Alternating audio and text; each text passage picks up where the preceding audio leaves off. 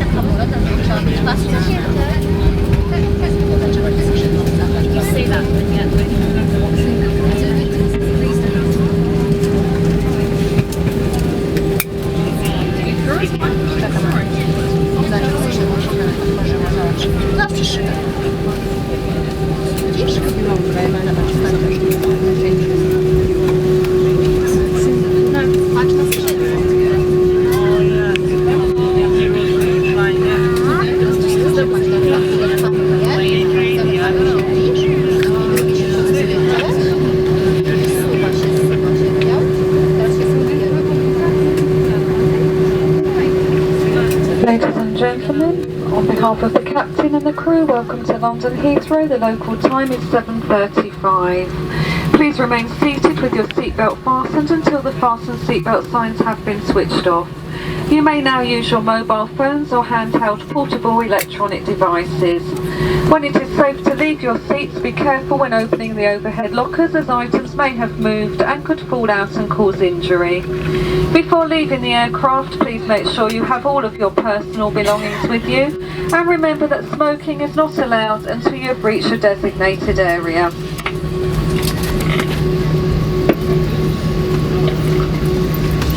If you're connecting to another flight departing from Heathrow today, please follow the purple signs marked Flight Connections to your departure terminal and have your boarding pass ready. All other customers should follow the yellow signs to Arrivals Baggage Reclaim Hall.